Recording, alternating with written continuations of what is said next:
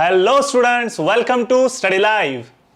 अभी आज हम लोग देखने वाले हैं कि नीट 2021 जो अभी सिर्फ एक महीने के डिस्टेंस पर होने वाला है, तो उसके लिए क्या और कैसे करना है। That is what to do before and during the exam, the most important during the exam also, because for the exam you must be continuously reading, referring the material and must be hard working.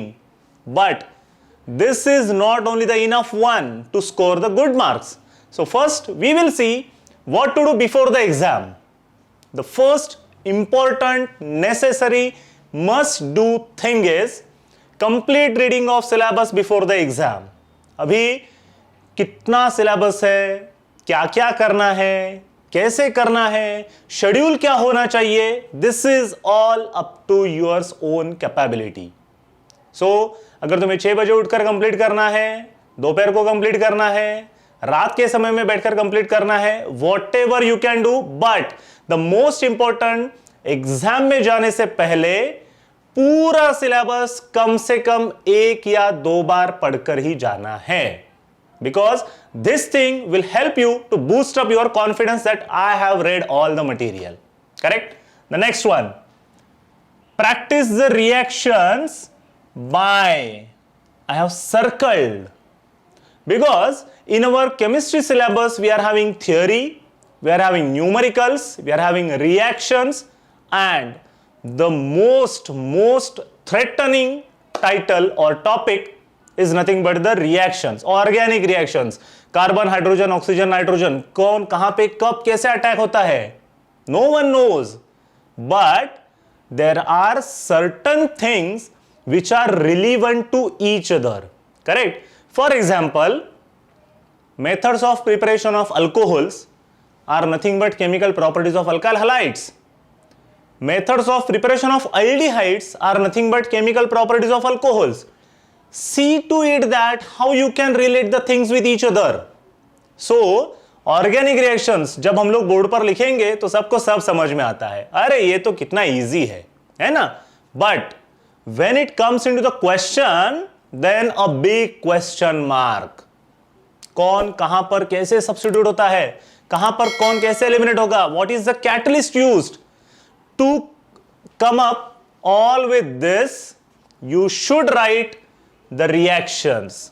Reactions के लिए सिर्फ और सिर्फ एक ही फंडा काम करेगा, that is to write down the reactions n number of times unless and until you get grip on that.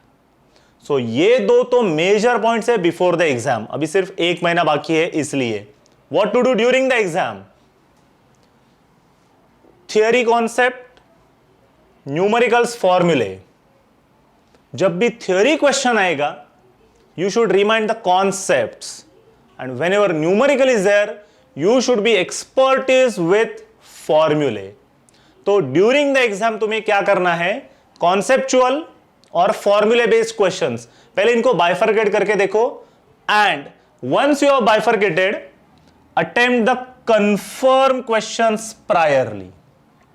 कई बार ऐसा होगा ना कि 45 क्वेश्चंस में से अब for example now we know answers for only 15, then pressure will start to build up.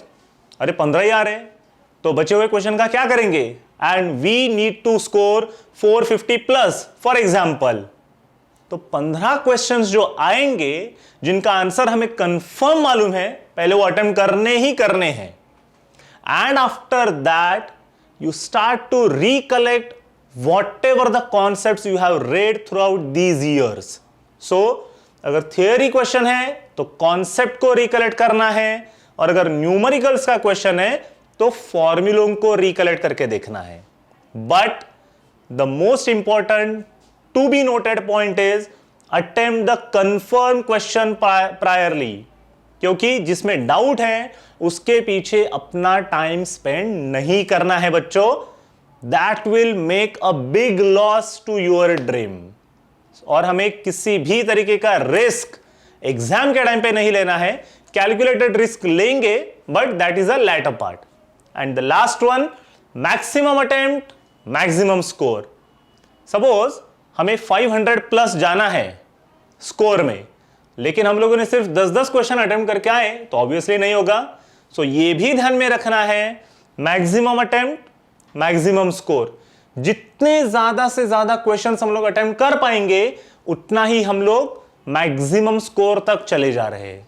और to maximum attempt we need complete reading of syllabus before the exam. So these are the points to be followed before and during the exam.